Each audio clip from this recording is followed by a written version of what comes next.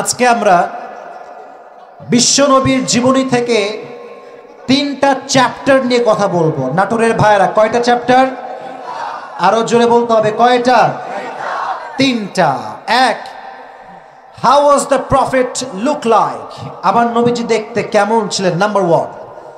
Number two, how was the behavioral characteristics of last messenger Muhammad sallallahu alayhi wasallam, নবীজির ব্যবহার কেমন ছিল, আচরণ কেমন ছিল, এইটা আমরা জানবো। and finally and lastly, thirdly, আমরা জানবো how was the kindness characteristics of last messenger Muhammad sallallahu alayhi wasallam, সর্বশেষ আমরা জানবো আমার নবীর দয়া কত বেশি ছিল, মায়া কত বেশি ছিল। সবাই সুবহানাল্লাহ পড়ায়। এই তিনটা, আর আমি আগে অ্যানাউন্সমেন্ট দিচ্ছি, আমার এই তিনটা চ্যাপ্টার যে যুবক ভালো করে শুনবে এবং মুখস্থ বলতে পারবে তার জন্য আজকে আমার পক্ষ থেকে পুরস্কার থাকবে। যুবকরা সবাই পুরস্কার পাওয়ার জন্য রেডি তো ইনশাআল্লাহ? হাত তুলে বলো ইনশাআল্লাহ। তাহলে মনোযোগ দিয়ে শুনতে হবে। আজকে আমি খুব সুর দিয়ে চিল্লাফাল্লা করে ওয়াজ করতে পারবো না। মানি ব্যাগ রাখলাম এইখানে, যে পারবে তার জন্য পুরস্কার আছে না নাই? আছে না নাই? আচ্ছা, তাহলে তিনটা বিষয়। এক, how was the prophet look like, নবীজি দেখতে কেমন ছিলেন? আচ্ছা বলেন তো, আমার নবী কি দেখতে অসুন্দর ছিলেন না সুন্দর ছিলেন? চাঁদের চেয়ে সুন্দর তুমি নবী আমার কামলিহি ওয়ালা, দো জাহানের বাদশাহ তুমি প্যারা নবী সাল্লাল্লাহু আলা, দো জাহানের বাদশাহ তুমি প্যারা নবী সাল্লাল্লাহু আলা, চাঁদের চেয়ে সুন্দর তুমি নবী আমার কামলিহি ওয়ালা। সুবহানাল্লাহ পড়ে। নবীজির এদিকে তাকা, এই যে আমার হাত, এটা কি লালপুরের ভাইয়ারা? হাতের তালু, এটাকে বলা হয় কি? হাতের তালু। বিশ্বনবীর হাতের তালু ছিল কেমন? কানা কাফুহু আলিয়ানু মিনাদ দিবাজ, বিশ্বনবীর হাতের তালু ছিল রেশমের চাইতে বেশি মোলায়েম। সুবহানাল্লাহ পড়া। আচ্ছা, আমরা বাঙালিরা দেখতে কেমন হই? দেখবেন যে আমাদের বেশিরভাগ বাঙালি, কথা কি বোঝা যায়? আপনারা বলেন, বোঝা যায়? আমাদের বেশিরভাগের বডি ফিটনেস কেমন জানেন? এই যে ভুঁড়িটা এইরকম উঁচা, আর এই যে বুকটা এটা হচ্ছে চাপা, একদম নিচু। এর কারণ হচ্ছে আমরা খাই বেশি, জিম করি কম। কথা ঠিক আছে না যুবক ভাইয়েরা? তো বিশ্বনবীর এই যে পেট ছিল, এটা ছিল চাপা, বুকটা ছিল উঁচু। বিশ্বনবীকে দেখলে মনে হতো একজন সুঠাম দেহের মানুষ চোখের সামনে হেঁটে যাচ্ছে। সুবহানাল্লাহ পড়লেন না? বিশ্বনবী বলতেন, আমার ডান হাতে আল্লাহ তাআলা জান্নাতি 40 জন পুরুষের শক্তি ঢুকিয়ে দিয়েছে। তো নবীজির শক্তি কম না বেশি?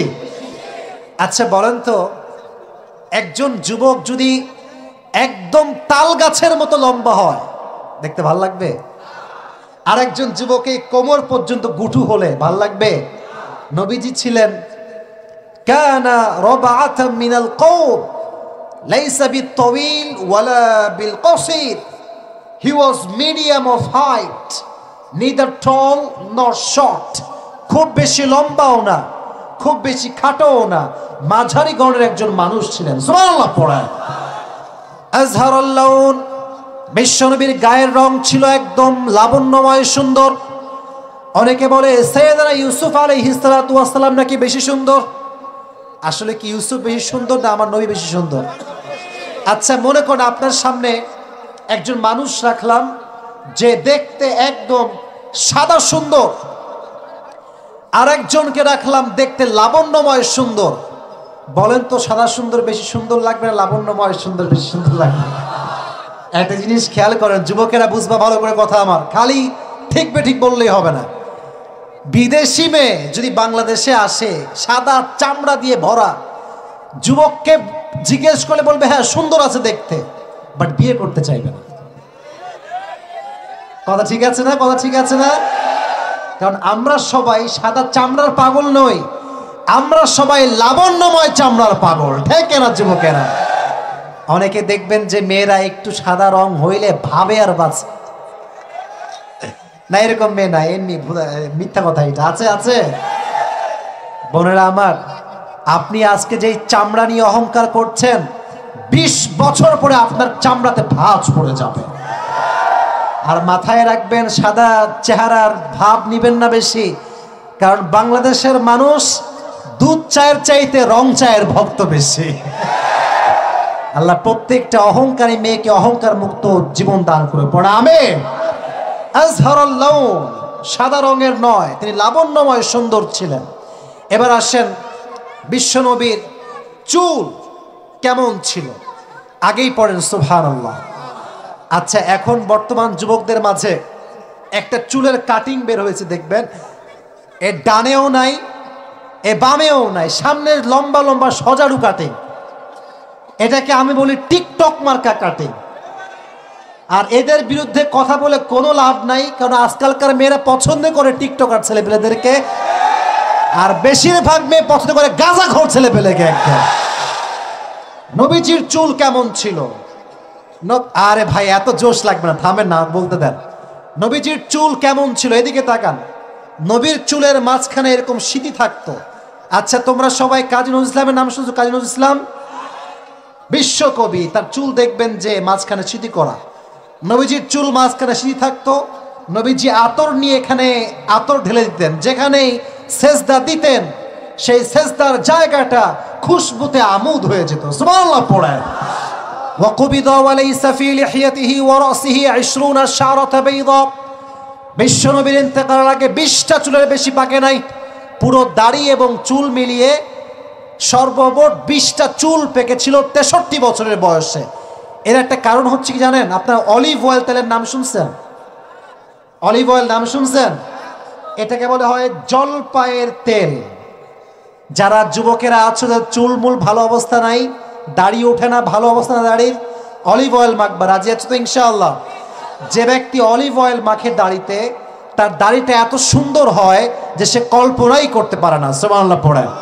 আপনার যদি ওমরায় কখনো যান, হজে বা ওমরায়, ওখানে অরিজিনাল অলিভ অয়েল পাওয়া যায় আরব বিশ্বে। আমি নিয়ে আসছিলাম, শেষ হয়ে গেছে, তো নেক্সট টাইম গেলে নিয়ে আসবো। যুবকরা আমার থেকে নিয়ে নিবা, ঠিক আছে ইনশাআল্লাহ? অলিভ অয়েল নামটা বলো, কি নাম? আরো জোরে, নাম কি? আজ থেকে চুলে দাড়িতে পার্লারে গিয়ে 1000 রকমের জিনিস মাখতে হবে না, শুধু অলিভ অয়েল মাখবা, তোমার চুল এমনি ঝলক মারবে। সুবহানাল্লাহ পড়ো। এবার আসেন নবীজির দেহের যে কাঁধ, এই কাঁধের বাম পাশে একটা মোহরুন নবুয়া ছিল, খাতামুন নবুয়া। উনি যে শেষ নবী, the prophet, the last Messenger, এটার সিল আল্লাহ তার পিঠে মেরে দিয়েছে। সুবহানাল্লাহ পড়লেন না? মুস্তাওয়াল জাবিল, প্রশস্ত ললাট ছিল। আশাম্মুল আনফ, লম্বা নাক ছিল। বায়াদু ইবতাইহি, এই যে আমার 2 বগল। আচ্ছা বলেন তো, আমাদের বগল কি সাদা হয় না কালো হয়? আপনার মনে আমার কথা বোঝেন না, সাদা হয় না কালো হয়? বিশ্বনবীর 2 বগল ছিল শুভ্র সাদা। সুবহানাল্লাহ পড়ে। তাহলে বুঝলাম যে আমার নবী দেখতে অসুন্দর ছিলেন, তাই না? বলেন না, অসুন্দর না সুন্দর? আমার নবী কি খ্যাত না স্মার্ট? আমার নবী কি ব্যাকডেটেড না আপডেট? আমার নবীর মতো হ্যান্ডসাম দ্বিতীয়টা আর কেউ হতে পারে? এখন তোমাদের জন্য এই চ্যাপ্টার থেকে সর্বশেষ কথা, তারপর 2 নাম্বার চ্যাপ্টারে যাব। আমার চোখে না, আমার চেহারার দিকে তাকান।